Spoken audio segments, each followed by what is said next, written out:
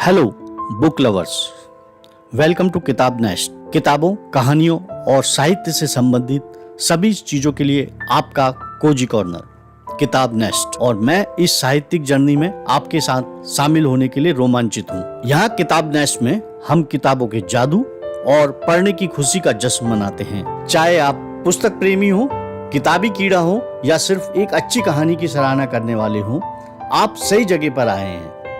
इस चैनल पर हम साहित्य की दुनिया में डुबकी लगाएंगे और भारत भर के साथी पुस्तक प्रेमियों से जुड़ेंगे। हम इस यात्रा पर एक साथ चलेंगे, नए राइटर्स की खोज करेंगे, विभिन्न दृष्टिकोणों की खोज करेंगे और कहानी कहने के चमत्कारों को उजागर करेंगे। इसलिए यदि आप मेरे साथ इस साहित्यिक जर्नी को शुरू करना चाहते हैं तो किताब नेस्ट चैनल को सब्सक्राइब करें और पुस्तक प्रेमियों के हमारे बढ़ते समुदाय में शामिल। डियर व्यूअर्स, इस सीरीज में हम आपको लघुकथा सुनाएंगे जो होती तो बहुत छोटी है परंतु बहुत बड़ा असर छोड़ जाती है।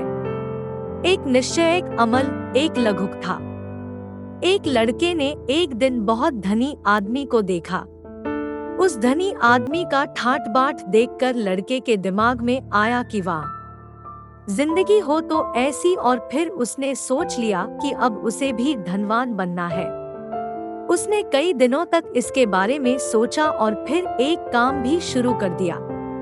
कई दिन तक वह कमाई में लगा रहा और कुछ पैसे भी कमा लिए। चूंकि वो उतना नहीं कमा पा रहा था जिससे कि वो धनवान बन सके, इसीलिए अब उसका धैर्य जैसे धीरे धीरे खत्म होने लगा। इसी बीच उसकी भेंट एक विद्वान से हुई और वो उस विद्वान से इतना ज्यादा प्रभावित हुआ कि अब उसने विद्वान बनने का निश्चय किया और दूसरे ही दिन से कमाई धमाई छोड़कर पढ़ने में लग गया।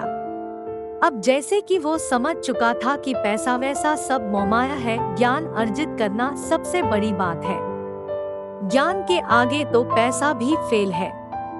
उसने बड़े जोर शोर से पढ़ाई शुरू की। कुछ सालों तक तो पढ़ाई निरंतर करता रहा, लेकिन फिर उसका मन पढ़ाई में थोड़ा कम लगने लगा। धीरे धीरे वो संगीत की तरफ आकर्षित हुआ। संगीत सुनकर वो अपनी ही धुन में खो जाया करता था। धीरे धीरे उसे एहसास होने लगा कि वो संगीत को कितना समझता है। शायद वो संगीत के लिए ही बना है। संयोग से उसकी भेंट एक संगीतज्ञ से हुई और उस दिन उस संगीतज्ञ से बातचीत के बाद उसने फैसला कर लिया अब वह संगीत सीखेगा। उस दिन से पढ़ाई बंद कर दी और संगीत सीखने लगा। कुछ सालों बाद संगीत से भी उसका मन ऊब गया और उसने एक नेता बनने का निश्चय किया। उसने सोच लिया कि इस बार कोई गलती नहीं करनी है, नेता बनना है तो बनना है। काफी उम्र बीत गई, न वह धनी हो सका, न विद्वान, न संगीत सीख पाया, न नेता बन सका। तब उसे बड़ा दुख हुआ। एक दिन उसकी एक महात्मा से भेंट हुई।